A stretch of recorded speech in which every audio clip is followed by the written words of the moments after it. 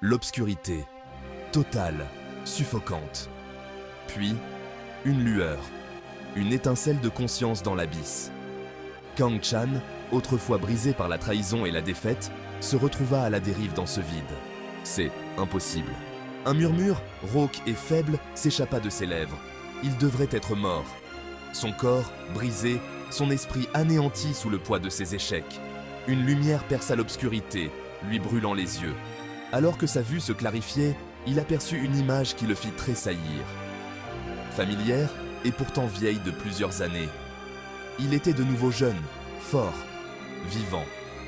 Une vague de souvenirs, douloureux et vifs, submergea son esprit. La trahison, la guerre, la perte. C'était son passé. Un passé qu'il était condamné à revivre. Mais cette fois, se jura-t-il, les choses seraient différentes. Je ne laisserai pas cela se reproduire. Sa voix, bien que chargée de chagrin, était empreinte d'une nouvelle résolution, forgée par la connaissance de ce qui allait arriver. On lui avait offert une seconde chance, une chance de réparer les erreurs du passé. Il passa des jours à se réhabituer à son jeune corps, à perfectionner ses compétences. Le maniement de l'épée, la tactique, la magie ancienne qui coulait en lui, tout fut affûté comme une lame de rasoir. Il allait avoir besoin de tous les avantages possibles. La nouvelle arriva comme un coup de tonnerre. La guerre, encore lointaine aux yeux du monde, approchait. Les rumeurs de conflits, de catastrophes imminentes parvinrent jusqu'à lui. Il connaissait les signes, les subtils changements dans le paysage politique. L'ennemi était en mouvement, ses plans insidieux déjà en marche. Le temps pressait. La salle du conseil vibrait d'une énergie nerveuse. Les nobles et les chefs militaires se disputaient, leurs voix résonnant sur les murs de pierre. La guerre était un sujet qui suscitait à la fois la peur et l'excitation. Nous devons agir maintenant, avant qu'il ne soit trop tard. La voix de Kang Chan, ferme et inébranlable, couvrit le brouhaha.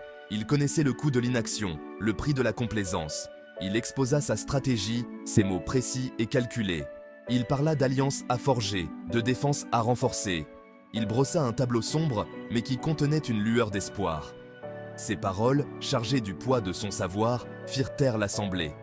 Ils virent en lui non pas un jeune seigneur, mais un chef forgé dans les flammes de l'expérience. Une lueur d'espoir dans la tempête qui s'annonçait. Les jours se transformèrent en semaines, les semaines en mois. Kang Chan s'entraîna sans relâche, se poussant lui-même et ses hommes au-delà de leurs limites. Il connaissait l'ennemi qu'ils affrontaient, ses forces et ses faiblesses. Il forma ses soldats à de nouvelles tactiques, adaptant les stratégies de sa vie passée pour contrer les forces de l'ennemi. Il perfectionna leurs compétences, leur inculquant la discipline et la férocité dont ils auraient un besoin pour survivre aux conflits à venir. Mais il ne se concentra pas uniquement sur la puissance militaire. Il savait que les guerres ne se gagnaient pas seulement sur les champs de bataille, mais aussi dans le cœur et l'esprit des gens. Il parcourut ces terres, parlant au peuple, l'inspirant par des récits de courage et de sacrifice. Il le rallia à sa cause, l'unissant contre la menace qui pointait à l'horizon. Chapitre 5. La tempête approche. L'ennemi frappa avec la fureur soudaine d'un éclair. Ses armées, vastes et brutales, déferlèrent sur la frontière, laissant derrière elles un sillage de destruction. La guerre avait commencé. Kang Chan les rencontra à la tête de ses troupes, un tourbillon d'acier et de fureur. Il se battait avec le désespoir d'un homme à qui l'on avait donné une seconde chance, chacun de ses mouvements étant calculé pour protéger son peuple. Il déchaîna ses pouvoirs, un torrent de feu et de foudre, une force de la nature déchaînée sur le champ de bataille. Mais l'ennemi était implacable, ses forces apparemment infinies. Malgré leurs efforts, le cours de la bataille commença à tourner. Kang Chan savait que ce n'était que le début. La véritable épreuve, le combat pour la survie même de son peuple, était encore à venir. Chapitre 6. Le poids du monde. Les défaites s'enchaînèrent. Chaque victoire, durement acquise et coûteuse, était suivie d'une nouvelle vague de forces ennemies. Le poids de la responsabilité, les vies qu'il portait sur ses épaules, menacèrent de l'écraser. « Combien de vies encore ?» murmura-t-il en fixant les visages des morts. Chaque perte était une nouvelle blessure à son âme, un sinistre rappel de l'enjeu de cette guerre. Il cherchait du réconfort dans les rares moments de répit qu'il trouvait.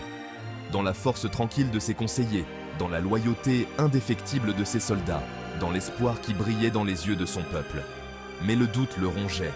Était-il vraiment possible de changer le destin? Ou était-il destiné à revivre les mêmes tragédies, à regarder tout ce qui lui était cher s'effondrer à nouveau autour de lui?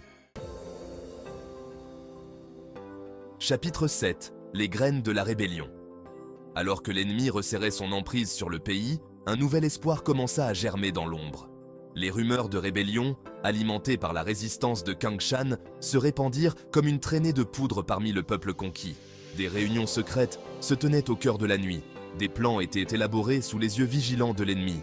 Les fermiers devinrent des soldats, les commerçants des espions, tous unis par un objectif commun, la liberté. Kang Chan, sentant le vent tourner, sut que le moment était venu de contre-attaquer. Il envoya ses agents les plus fiables rallier la résistance, attiser les flammes de la rébellion en un brasier ardent. La lutte pour leur patrie serait longue et difficile, semée d'embûches à chaque tournant. Mais pour la première fois depuis le début de la guerre, Kang Chan osa espérer. Le mur nord, témoignage de l'ingéniosité et de la résilience de son peuple, se dressait comme le dernier bastion d'espoir face aux ténèbres qui s'abattaient. C'est là que Kang Chan choisit de mener son combat. Renforcé par les survivants des villes déchues et encouragé par la rébellion grandissante, ses forces se préparèrent à l'assaut inévitable. Le sort du royaume reposait sur leurs épaules. L'ennemi arriva dans un torrent de vent hurlant et de neige mordante, son nombre surpassant même la vaste étendue du désert gelé. La vue en fit frissonner plus d'un, même les soldats les plus aguerris. Mais Kang Chan tint bon, le regard inébranlable. « Aujourd'hui, nous nous battons !» Il s'adressa à ses troupes, sa voix résonnant à travers le paysage gelé, allumant dans leur cœur un feu que même le froid mordant ne pouvait éteindre. Kang Chan, son armure scintillant sous la pâle lumière de l'aurore boréale, rallia ses troupes pour la bataille finale. Sa voix était empreinte de détermination, ses yeux brûlants du feu de 1000 soleils. « Aujourd'hui, nous nous battons !» Ces paroles, résonnant sur le champ de bataille, étaient un rugissement de défi face aux ténèbres qui s'abattaient. Il ne faiblirait pas cette fois. Il protégerait son peuple, son royaume. La bataille fit rage pendant des jours, une danse brutale d'acier et de magie contre des forces supérieures en nombre. L'air crépitait de l'énergie des sorts déchaînés, le sol tremblait sous le poids des armées qui s'affrontaient. Kang Chan se battait comme un possédé, son épée n'était qu'une lueur argentée, ses pouvoirs une force de la nature déchaînée. Il inspirait ses troupes, les poussant au-delà de leurs limites, les exhortant à se battre pour chaque centimètre de leur patrie. Mais l'ennemi était implacable, ses attaques se succédant vague après vague, menaçant de briser la détermination des défenseurs. L'issue de la bataille, le sort du royaume était suspendu à un fil.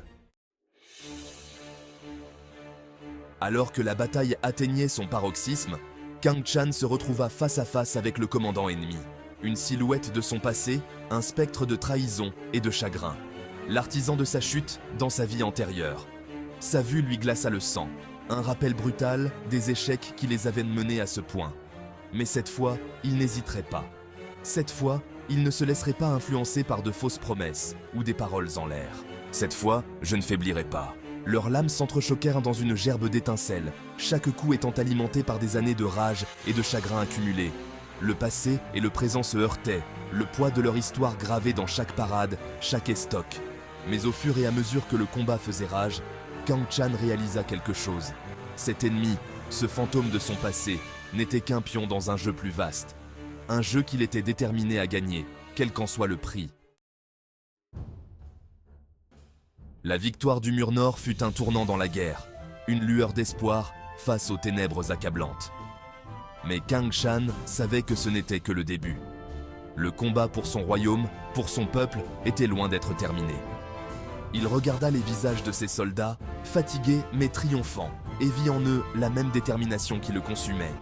Ils avaient affronté des épreuves impossibles, enduré des souffrances inimaginables et en étaient sortis plus forts que jamais. Le chemin qui les attendait serait semé d'embûches, rempli de défis qui mettraient trop leur courage et leur détermination à rude épreuve. Mais ils l'affronteraient ensemble, unis par un but commun, un destin partagé. C'est ainsi que Kang Chan, le roi renaissant, le guerrier reforgé, lança un appel aux armes qui résonna dans tout le pays. Un appel qui allait rallier le cœur de son peuple et ébranler les fondements même du pouvoir ennemi. Rejoignez-moi, ensemble nous réclamerons notre destin. Répondrez-vous à son appel ?